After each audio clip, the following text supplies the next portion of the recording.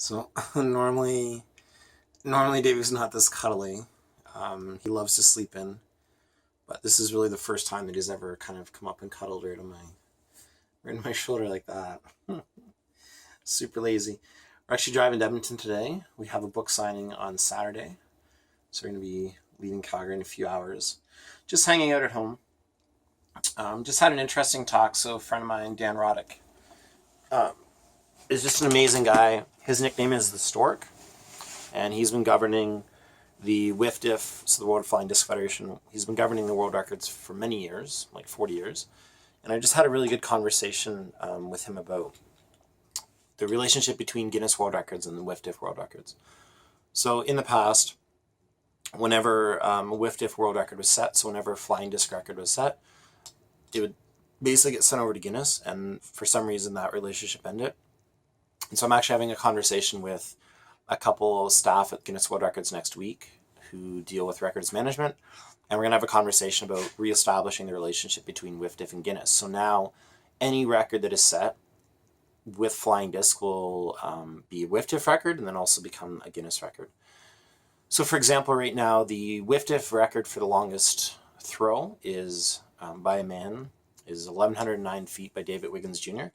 But the Guinness record for the longest throw is by Christian Sandstrom back in 2003. And so Guinness is pretty out of date. Another record, for example, is the most frisbees in the air at the same time. The WFDF record is like 1,800 or 1,900, and the Guinness record is only 800 or 900. So I'm looking to fix those discrepancies.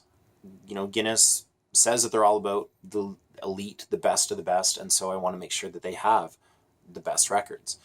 There's another record, for example, by Brodie Smith that is the longest target throw, which is 150 feet, which is nothing. I mean, that's only 50 yards.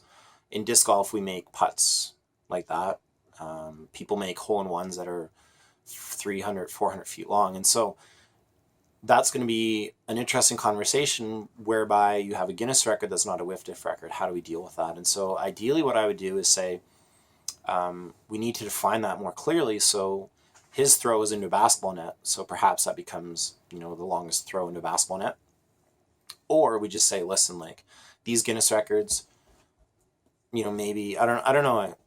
I don't want to say that I can't really cancel someone's Guinness record, but if they don't really fit our standards, like we're not going to just allow any frisbee record to stand. It has to be approved by us. It has to be done properly, which means 15 attempts per day, and have all the guidelines so the people judging, measuring, timing, things like that. So anyway, really interesting conversations will be happening next week. I will keep you updated as it goes. So look forward to that happening. So hopefully soon WFDF will be the governing body for Guinness World Records to approve records that way. So rest assured, if you have a WFDF World Record right now and you don't have a Guinness record, then hopefully it will become one soon. So people like Jennifer Allen, David Wiggins, who have set a WFDF record, hopefully those become Guinness records soon. But anyway, stay tuned, and I hope you're having a great day. And yeah, before we go to Edmonton, Davey is resting up for the trip. Pretty lazy dog. Again, a whippet, second fastest dog in the world, but he loves to sleep about 99% of the day.